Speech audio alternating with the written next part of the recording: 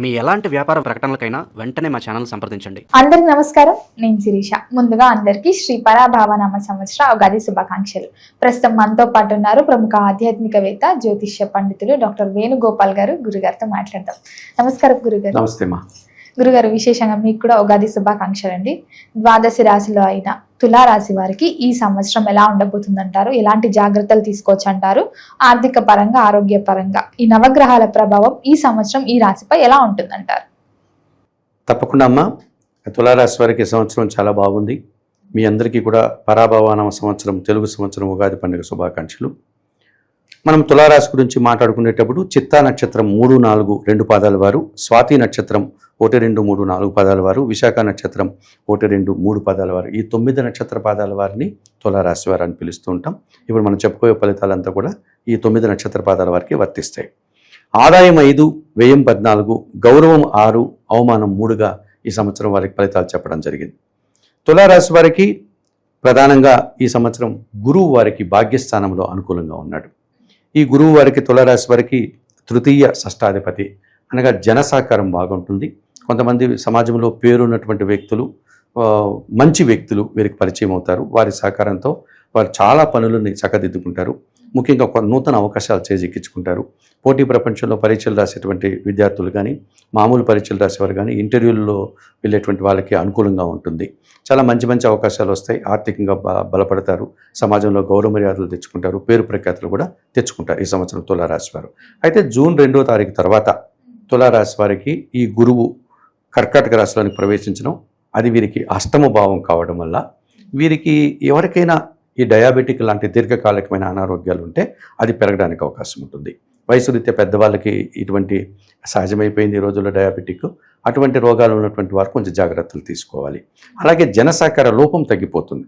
అంటే జన సహకార లోపం కనిపిస్తుంది. అంటే జనాలు సహకరించరు. పెద్దవాళ్ళందరూ, ఇది ఇన్ని రోజులు సహకరించిన పెద్దవాళ్ళందరూ ఇప్పుడు సహకరించరు. అలాగే పోటీ ప్రపంచంలో ఇదివరకు అన్ని విజయాలు సాధించుకునే వారు ఇప్పుడు కొంచెం ఓటమి పాలవుతూ ఉంటారు, లేకపోతే ఇబ్బంది పడుతూ ఉంటారు. ఇలాంటివన్నీ వీరికి కనిపిస్తాయి. సో ఈ రకంగా జూన్ 2 వరకు గురువు 100% బాగున్నాడు. జూన్ 2 తర్వాత పూర్తిగా వ్యతిరేక ఫలితాలను ఇచ్చేటువంటి పరిస్థితి మనకు తులారాశి వారికి కనిపిస్తుంది. ఇక తులారాశి వారికి అదృష్టవంతులు అని చెప్పడానికి కారణం చతుర్థ పంచమాధిపతి అయినటువంటి శని భగవానుడు షష్టమములో సంచరిస్తున్నాడు, 6వ భావంలో. శని భగవానుడు మనకు మొత్తం 12 రాశుల్లో ఆయన ఉన్న చోటు నుంచి ఆయన ఏ రాశి వారికి 3వ ఇంట్లో ఉంటే అద్భుతమైన ఫలితాలు వస్తాయి, 6వ ఇంట్లో ఉంటే అద్భుతమైన ఫలితాలు వస్తాయి, అలాగే 11వ ఇంట్లో ఉంటే అద్భుతమైన ఫలితాలు వస్తాయి, 10లో ఉంటే ఒక 50% ఫలితాలు వస్తాయి. అటువంటి శని భగవానుడు మంచి చేసేటువంటి భావాలు 3, 6, 11. వీటికి తులారాశి వారికి 6వ ఇంట్లో ఉన్నాడు కదా. సో తప్పనిసరిగా పనివారి సహకారం బాగుంటుంది. ఇంట బయట పనులు చేసుకుంటారు. వ్యవసాయదారులు, కార్మికులు, చిన్న చిన్న ఉద్యోగాలు చేసే వాళ్ళందరికీ మంచి, ముఖ్యంగా ఈ యూనిఫామ్ వేసేటువంటి ఉద్యోగాలు ఉంటారు కదా, చిన్న చిన్న వాళ్ళు, మున్సిపాలిటీ వాళ్ళు కావచ్చు, కార్మికులు కావచ్చు, ఫ్యాక్టరీలో పనిచేసేవారు, వీళ్ళకందరికీ మంచి ఫలితాలు రావడానికి అవకాశం ఉంటుంది. అలాగే కాంపిటేటివ్ నిదానంగా, ఇప్పుడు కొంతమంది ఏం చేస్తారు, ఒక పరీక్షకి వాడు రాయిపోతున్నాడు, పోటీ పరీక్షలు అంటే మన పిల్లల్లో కూడా మనకు కొంతమంది మనస్తత్వాలు హడావడి చేస్తుంటారు. రాత్రంతా మేలుకొని నిద్రపోవడం, వాళ్ళ తల్లిదండ్రులు వాడికి ఛాయ్ కాసిస్తాం, టీ ఇవ్వాలి, వాడి బిడ్డ రాత్రంతా మేలుకున్నాడు, ఇలాంటివన్నీ. కొంతమంది అలాంటిది ఏం ఉండదు. వాడి సమయం వచ్చినప్పుడు ఏదో చదువుకుంటాడు, మిగతా హాయిగా పడుకుంటాడు, తింటాడు, పరీక్షకు పోతాడు, మంచి మార్కులతో వచ్చేస్తాడు. అంటే వాడు కష్టపడినట్టు కూడా మనకి ఎక్కడ కనపడదు. నిరాడంబరంగానే వాడి విజయాన్ని సాధిస్తాడు. హంగామాలో ఆడంబరాలు చేయడు. అటువంటి మనస్తత్వం ఈ సంవత్సరం ఈ 6వ ఇంట్లో శని భగవానుడు ఉండడం వల్ల తులారాశి వారికి నిరాడంబరంగానే విజయాల్ని సాధిస్తారు. ఇటువంటి హంగామాలు, ఆడంబరాలు ఉండదు. ఎదుటి వాళ్ళకి వాళ్ళు చెప్పుకునే పరిస్థితి కూడా ఉండదు. కొంతమందికి పబ్లిసిటీ, తన గురించి తను చెప్పుకోవడం ఎక్కువ ఉంటుంది. వీరికి ఉండదు, ఆ గుణం ఉండదు. వారికి వారి పని చేయడం, ఆ పని తాలూకు ఫలితాన్ని పొందేటువంటి ఆ మంచితనం, తర్వాత నాకెందుకు లేనటువంటి తత్వం, అది ఎక్కువగా కనిపిస్తుంది. ఈ సంవత్సరం అంతా, ఈ పరాభవనం సంవత్సరం అంతా కూడా వీరికి శని భగవానుడు 6వ ఇంట్లో మంచి ఫలితాలను ఇస్తున్నాడు. గురువు వారికి జూన్ వరకు మంచి ఫలితాలను ఇస్తున్నాడు. జూన్ తర్వాత ఆయన కొంచెం అష్టమ గురువు అవుతున్నాడు కాబట్టి కొన్ని ఇబ్బందులు ఇచ్చేటువంటి వాతావరణం ఉంది. ఇక బాగా సహకరించేటువంటి రాశి తులారాశి వారికి కేతు, 11వ ఇంట్లో కేతు ఉన్నాడు. లాభస్థానంలో కేతు ఉంటే మనం ఇదివరకు చెప్పినట్టుగా అది వృత్తి కావచ్చు, ఉద్యోగం కావచ్చు, వ్యాపారం కావచ్చు, వ్యవసాయం కావచ్చు, ఎటువంటి దాని మీద డబ్బులు వెచ్చించడం కానీ, పబ్లిసిటీ చేయడం కానీ, హడావుడి చేయడం కానీ హంగామా చేయడం కానీ ఉండదు. వారి పని వారు చేసుకుపోతూ ఉంటారు. ఆ వ్యాపారం అభివృద్ధి పథంలో ముందుకెళ్ళిపోతుంది. లేకపోతే ఆ వ్యవసాయ రంగంలో మంచి ఫలితాలు వచ్చేస్తాయి. అలా వాళ్ళు చేసేటువంటి పనికి హడావుడి లేకుండా ప్రశాంతంగా నిరాడంబరంగా చేసుకుంటారు, మంచి ఫలితాలను పొందగలుగుతారు.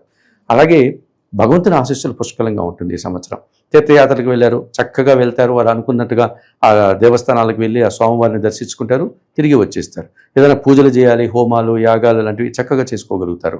ఇలాంటి దైవ సంబంధమైన కార్యక్రమాలంతా కూడా అతి సునాయాసంగా ఎలాంటి ఇబ్బందులు పడకుండా వాళ్ళు పూర్తి చేస్తారు. నేను ఎందుకు ఆ మాట మాటిమాటికి చెప్తున్నానంటే, మనం ఈ మధ్యకాలంలో చూస్తున్నాం, భగవంతుని ఆరాధన కోసం తీర్థయాత్రలకు వెళ్ళారు, బస్సు ప్రమాదం. తీర్థయాత్రలకు వెళ్ళారు, అక్కడ ఏదో జరిగింది, అగ్ని ప్రమాదం, ఇంకోటి ఎందుకు జరుగుతోంది? భగవంతుని దగ్గరికి వెళ్ళిన వాళ్ళని భగవంతుడు కనీసం కొంతవరకైనా కాపాడాలి కదా అనే ధోరణి అందరిలో ఉన్నటువంటి ఆలోచన. అంటే చేసిన పాపాలంతా చేసేసి భగవంతుని దగ్గరికి వెళ్ళిపోతే భగవంతుడు కాపాడేయాలి, ఇదే కదా మన వాళ్ళ ధోరణి. అనేక దుర్మార్గాలు చేయాలి, ఎదుటి వాళ్ళని బాధ పెట్టాలి, హింసించాలి, నానా రకాలు అన్ని దుర్మార్గ బుద్ధులంతా మనం మనసులో పెట్టుకోవాలి. దేవుని దగ్గరికి వెళ్ళేసి కళ్ళు మూసుకొని దేవుని మొక్కేసి దేవుడికి దండం పెట్టుకొని ఏదో ఒక చిన్న మొక్కు తీర్చేసుకుంటే నీ పాపాలన్నీ తీసేసేయాలి. ఇదే కదా వీళ్ళ ధోరణి. ఇది తప్పుడు ధోరణి కదమ్మా, అందుకే జరుగుతున్నాయి తీర్థయాత్రలు. ఎందుకు ప్రమాదాలు జరుగుతున్నాయి? మన చాలా తీర్థయాత్రలు ఒకటేనే లేదు, ఇవన్నీ ఎందుకు జరుగుతున్నాయి అంటే ఇందు చేతనే. సో మనిషి అనేవాడు మనిషిలాగా ప్రవర్తించట్లేదు, స్వార్థపూరితమైపోయాడు, దుర్మార్గమైపోయాడు, అన్ని తప్పుడు పనులు చేస్తున్నాడు. దేవుని దగ్గరికి వెళ్ళి మాత్రమే నటిస్తున్నాడు. ఇంకా ఆయన్ని కూడా భాగస్వామ్యం చేయాలని చూస్తున్నాడు వీడి తప్పుడు పనుల్లో. అంతే కదా, వీడి ఇచ్చేటువంటి ఆ డొనేషను లేకపోతే వాడు వేసేటువంటి ఆ దక్షిణ ఏదో ఉందో ఇది పాపపు సొమ్మే కదా. ఆ మాత్రానికి ఆయన వీడు చేసిన ఆయనకు తెలీదా? భగవంతుడు అనే వాళ్ళకి మనకంటే పెద్ద ఆయన, పెద్ద శక్తివంతుడు అని మనం భావించేటప్పుడు, మనల్ని కాపాడే వ్యక్తి ఆయన అయినప్పుడు మనం చేసే దుర్మార్గాలు ఆయన చూడ్డా? మనుషులు చూడకుండా నువ్వు చేయొచ్చు, గోప్యంగా చేయొచ్చు, రహస్యంగా చేయొచ్చు. మరి పంచభూతాలు చూస్తున్నాయి కదా, ప్రకృతి చూస్తోంది కదా, ఈ ప్రకృతి మయమే కదా భగవంతుడు, ఆయన తెలియకుండా ఉంటుందా? మరి మరి ఇంత ఎట్లా ఆలోచిస్తున్నారు మనుషులు నాకు అర్థం కాదు. కాబట్టి తులారాశి వారికి ఈ సంవత్సరము ఎటువంటి ప్రమాదాలు కానీ జరగదు. అంటే తులారాశి వారు ఈ సంవత్సరం కాస్త నీతి నిజాయితీగా ఉంటారని చెప్పడం. ఆ రకంగా వారు చేసేటువంటి ఆ పుణ్యఫల కార్యక్రమాలు కూడా వాళ్ళకి సఫలీకృతం అవుతాయి, ఆటంకాలు రావు, వాళ్ళని ఇబ్బంది పెట్టదు. అందువల్ల తీర్థయాత్రలకు వెళ్ళేటువంటి తులారాశి వారు ఈ సంవత్సరము క్షేమంగా వెళ్ళి లాభంగా ఇల్లు చేరుకుంటారు, ఇబ్బందులు ఉండదు. డిసెంబర్ తర్వాత ఇదే కేతువు దశమ స్థానానికి వెళ్తాడు, అక్కడ కూడా కేతువు వారికి సహకరిస్తాడు. సో ఈ సంవత్సరం అంతా కేతువు బాగున్నాడు వారికి. ఈ సంవత్సరం అంతా కూడా వీరికి గురువు బాగానే ఉన్నాడు, జూన్ 2 వరకు బాగున్నాడు, ఆ తర్వాత కొద్దిగా ఆయన మారుతున్నాడు. ఇక శని భగవానుడు సంవత్సరం అంతా బాగున్నాడు. కాస్త ఇబ్బంది పెట్టేటువంటి గ్రహం రాహు, పంచమ భావంలో రాహు ఉన్నాడు. ఈ పంచమ స్థానంలో రాహు ఉంటే ఏమవుతుందంటే అమ్మా, సాంప్రదాయ వ్యతిరేకమైనటువంటి భావాలు. రాహు అంటేనే పరదేశిస్తుడు, రాహు అంటేనే పరభాష, రాహు అంటేనే పరకులస్థుడు, పర మతస్థుడు, పర నాగరికత. ఈ రాహు ఉన్నటువంటి పిల్లలు ఎవరైతే ఉంటారో యువతరం పిల్లలు, వీరు ఈ కులాంతర మతాంతర వివాహాల్లో చిక్కుకుని సమస్యలు ఎదుర్కొనే సమస్య కనిపిస్తుంది మనకు.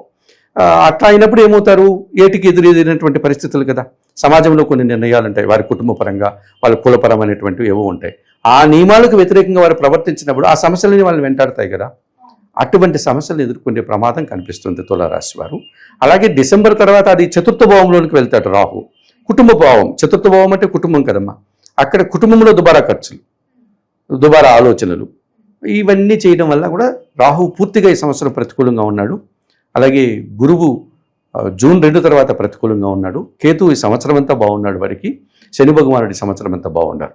ముందు వీరు చేసుకోవాల్సినటువంటి పరిహారాలు తులారాశి వారు జూన్ 2 తర్వాత దత్తాత్రేయ స్వామి వారిని దర్శించడం.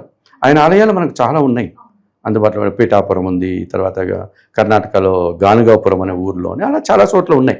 వారికి అందుబాటులో ఉన్న ఆలయానికి వెళ్ళి స్వామివారిని దర్శించుకో, ఒక రాత్రి ఆ పరిసరాల్లో నిద్ర చేసి మళ్ళీ మరుసటి రోజు స్వామివారిని దర్శించుకోవడం.